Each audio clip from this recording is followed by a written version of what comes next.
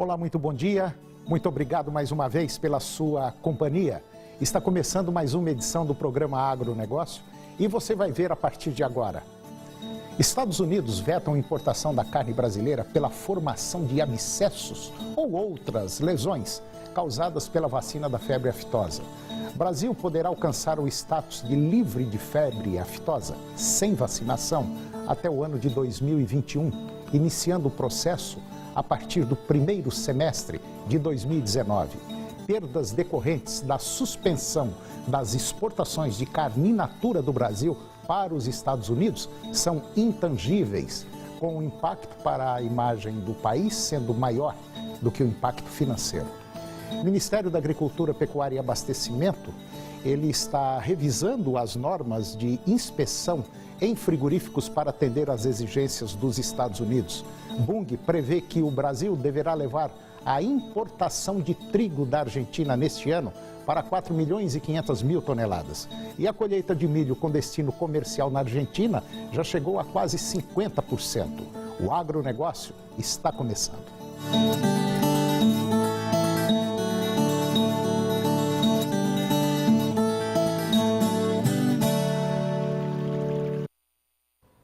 Para o Conselho Nacional de Pecuária de Corte, CNPC, o embarque de carne brasileira pelos Estados Unidos, pela formação de abscessos ou outras lesões causadas pela vacina da febre aftosa, é um erro primário e que deve levantar novamente as discussões em relação com o fim da vacinação.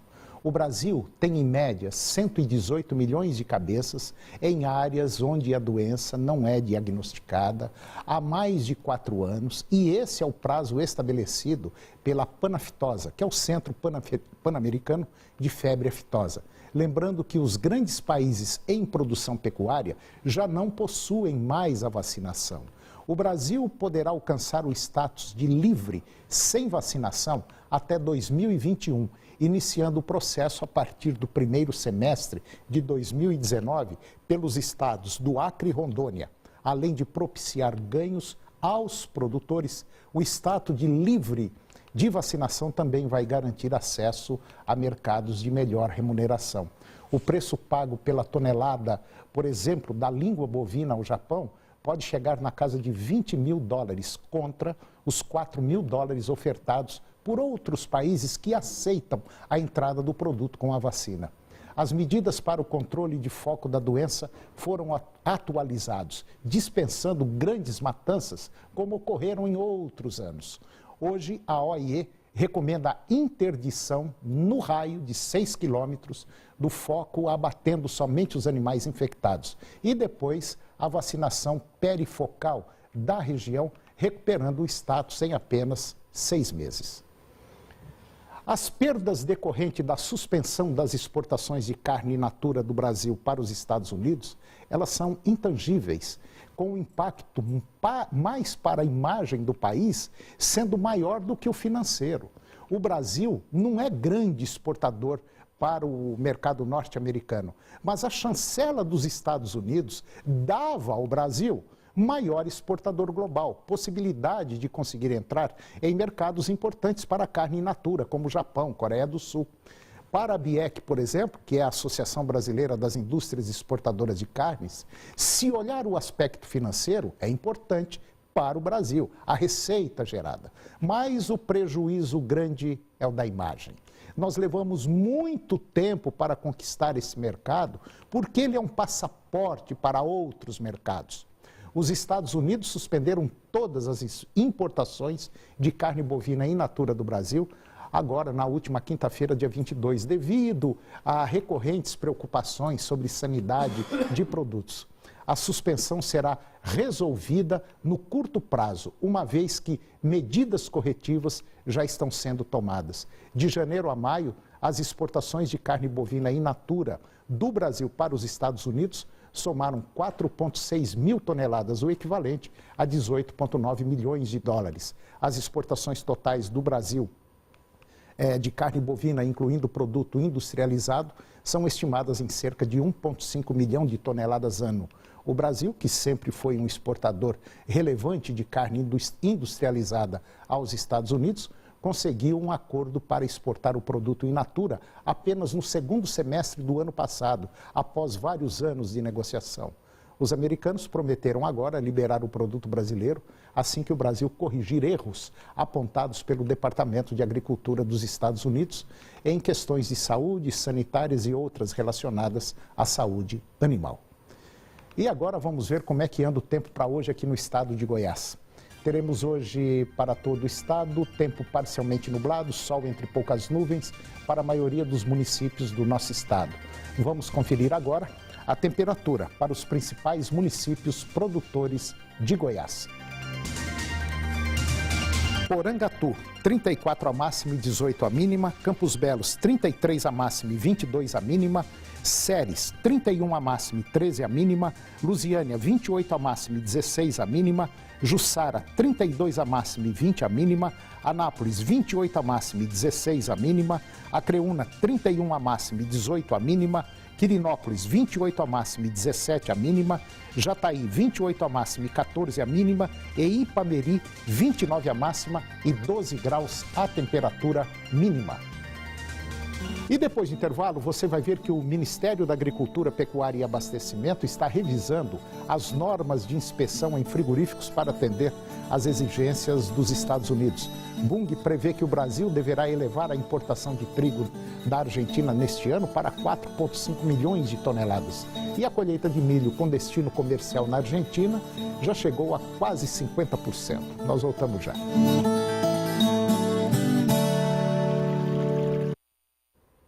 O Ministério da Agricultura, Pecuária e Abastecimento está revisando as normas de inspeção em frigoríficos para atender às exigências dos Estados Unidos, que suspenderam temporariamente a importação de carne bovina in natura do Brasil em razão da presença de abscessos em alguns cortes. Segundo o ministro da Agricultura, Blairo Maggi, o Brasil terá uma metodologia de inspeção ainda mais rigorosa. O ministro brasileiro informou que vai aos Estados Unidos assim que a nova instrução normativa ela estiver pronta sobre esse assunto, para negociar o fim do embargo ao produto brasileiro. O ministro enfatizou que o Brasil vai lutar para retomar a venda de carne fresca ao país por ser um mercado muito importante. O ministro lembrou ainda que o Brasil já havia descredenciado 5 de 13 plantas frigoríficas habilitadas a exportar carne in natura para os Estados Unidos. O problema com a carne brasileira foram os abscessos causados pela aplicação da vacina contra a febre aftosa. O ministro disse que vai abrir uma sindicância para ver o tipo de reagente utilizado e se, de fato, ele está causando esses resíduos nas carnes enviadas para lá. Maggi também disse que o Ministério está atento a esta questão. Não é um assunto que surgiu hoje, tanto é que o Ministério da Agricultura havia feito a suspensão voluntária de 5 plantas para evitar esse embargo. Agora é correr atrás e tentar resolver esse assunto o mais breve possível, já que a pecuária brasileira passa por um momento de dificuldade com preços baixos para os produtores e o mercado americano é importante para manter as cotações de bovinos no Brasil. A Bung, ela está prevendo que o Brasil deverá elevar a importação de trigo da Argentina neste ano para 4,5 milhões de toneladas, ante 3 milhões e 900 mil toneladas no ano passado. A Argentina deve produzir cerca de 20 milhões de toneladas de trigo em 2017 e 2018, enquanto as exportações deverão somar 13 milhões de toneladas na temporada, contra 10 milhões na safra anterior. E de acordo com a Bolsa de Cereais lá de Buenos Aires, a BCBA, a colheita de milho com destino comercial na Argentina chegou na casa de 48%. Os maiores avanços de colheita se deram nas províncias de Córdoba, Santa Fé e Buenos Aires, devido às boas condições climáticas dos últimos dias. Ao mesmo tempo, a soja se situa na reta final, confirmando a produção de 57,5 milhões de toneladas para este ano. Já o milho, a projeção é de 39 milhões de toneladas. Até o momento, segundo a Bolsa de Buenos Aires, a Bolsa da Argentina, já foram colhidas 20,7 milhões de toneladas de milho. O rendimento médio bate na casa de 8.580 quilos por hectare, ou seja, 143 sacas. O total que ainda resta para ser colhida soma aí na casa de 2,5 milhões de hectares. E segundo a Conab, Companhia Nacional de Abastecimento, a atual safrinha de milho deve registrar uma produção de aproximadamente 63,5 milhões de toneladas, volume quase 56% maior frente à safrinha passada e é também um recorde histórico. Estes números recordes podem ser explicados pelo aumento na produção dos dois principais estados produtores de milho de segunda safra. Um é o Mato Grosso e o outro é o Paraná, que somados representam 60% da produção nacional de milho. Lá no Mato Grosso, por exemplo, o aumento de 18,2% na área plantada do grão, somado às boas condições climáticas, gera uma expectativa de incremento de quase 68% na produção, frente à safrinha do ano passado. Já o Paraná, único produtor de milho de segunda safra na região sul, deve registrar uma produção em torno de 13 milhões de toneladas, um incremento de quase 20% frente à safra anterior. Para o produtor que pretende negociar o grão, vale a pena se atentar ao mercado nacional, ao câmbio e à produção internacional, com expectativa de safra recorde no país e avanço da colheita do cereal. A oferta ela tende a aumentar e as cotações podem sofrer pressão de baixa no curto prazo. E depois do intervalo, você vai conhecer 5 práticas de gestão para ter mais resultados na sua fazenda. Nós voltamos já.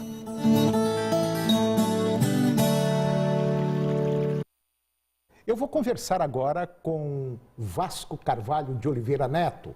O Vasco ele é o CEO de uma empresa cujo nome é muito interessante, chama Fazem.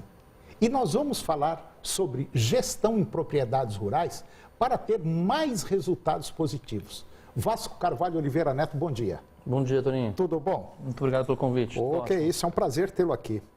Vasco, Fazem, o que é Fazem?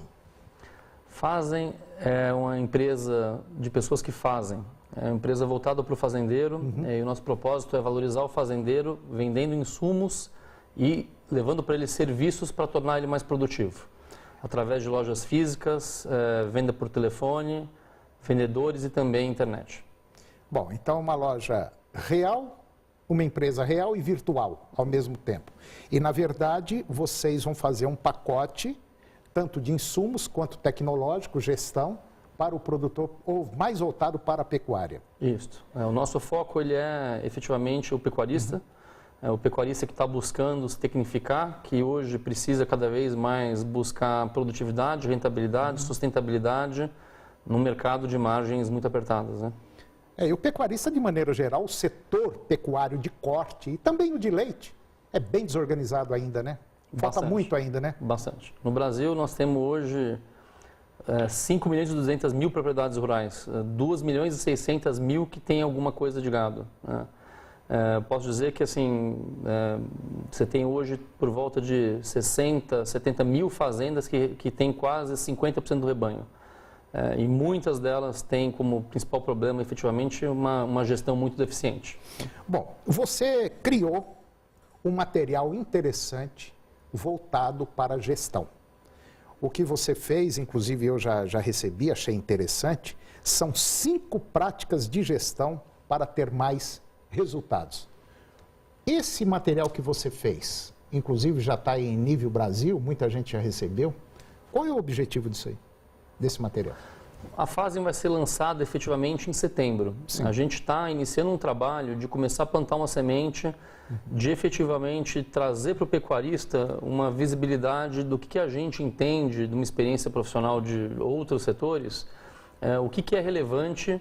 Obviamente uma empresa que vai ter muita gente do setor também, mas do que é relevante para esse pecuarista ter mais rentabilidade. E uma dessas relevâncias seria medir, controlar e gerenciar. É isso mesmo? Perfeitamente. No fundo, o que acontece? A gente tem uma situação onde pouca gente mede, e quando a gente fala medir, por exemplo, a gente está falando de você ter qual é o percentual seu de morte de bezerro, por exemplo. Os poucos que medem dificilmente controlam, então compara isso com uma meta, com um benchmark, então o que deveria buscar como uma meta. Para que isso não acontecesse?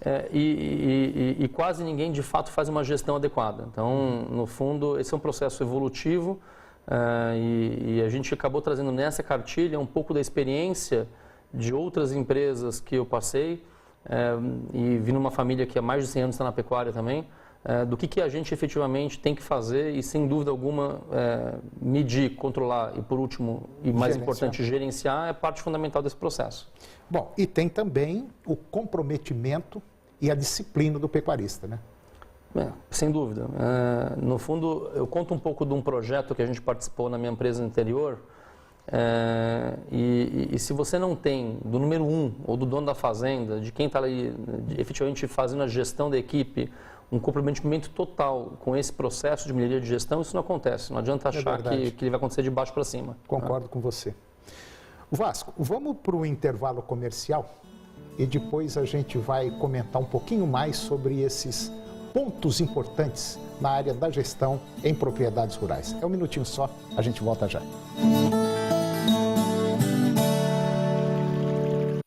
Eu estou de volta conversando com Vasco Carvalho Neto, ele é CEO da empresa Fazem. E nós vamos falar agora nós estamos falando sobre gestão em propriedades rurais para ter mais resultados positivos. E agora eu vou perguntar, Vasco, foco nos fins e não nos meios, né? Perfeito. Lá no finalmente. O que é isso aí? Isso é que não adianta você, quando você vai definir uma meta e faz um plano de ação, obviamente que você cumprir os itens do plano de ação, como, por exemplo, treinar a equipe, é fundamental. Mas não adianta nada você treinar se você não atingir o resultado final. Então, o fundo, você não pode perder nunca o olho de que é o resultado final. Quer dizer, você tem que estar com um olho aqui e um olho lá no produto final, no que vai sair. Sem dúvida. Fora isso, não tem negócio. Sem dúvida. Tenha pouca e boas metas. Não adianta querer sonhar 1000 coisas e não realizar nenhuma. É melhor ter uma, duas e realizá-las. Na nossa experiência, e a gente teve uma empresa que chegou a ter quase 5 mil funcionários,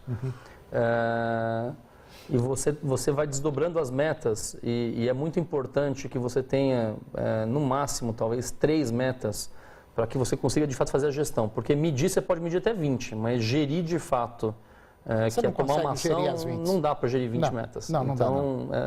Escolha bem poucas e boas metas e alinhe todo mundo nessas metas. Quer dizer, é aquilo que você fala no seu trabalho, 20%, né? O Pareto diz que 20% das ações vão gerar 80% do resultado. É verdade. O trabalho é você identificar quais são aqueles 20% das ações e pôr toda a energia nela. Comunique, engaje e incentive. Comunicação, engajamento e incentivo. Eu costumo ter uma frase que eu adoro, que é uma boa estratégia tem que alinhar mentes, bolsos e corações. Você tem que ter uma coisa que seja racional, que as pessoas entendam por que elas estão fazendo. Ao mesmo tempo, tem que ter um toque emocional no contexto, porque, no fundo, nós estamos falando de gente, mas se você também não dividir parte desse ganho, é impossível você ter resultado. Agora, esse trabalho que você fez, ele já está, assim, muita gente já recebeu através de grupos de WhatsApp, através de grupos de e-mails, né? É um trabalho muito interessante para você que é pecuarista e mesmo que não seja pecuarista. Muito bom você ter esse trabalho. Eu vou dar um site agora, que se você quiser ter esse trabalho que o Vasco fez, basta você acessar o site www.fazem.com.br. E lá você vai encontrar essas 5 metas para aumentar a sua produção e produtividade na sua fazenda. Vasco Carvalho Oliveira Neto, muito obrigado pela sua participação no nosso programa e sucesso no seu novo empreendimento. Muito obrigado. Ok. E o programa Agronegócio chegou ao fim. E eu termino com a seguinte mensagem: não somos ricos por causa das coisas que possuímos, mas pelo que podemos fazer sem possuí-las. Um grande abraço, um bom dia e até o próximo programa.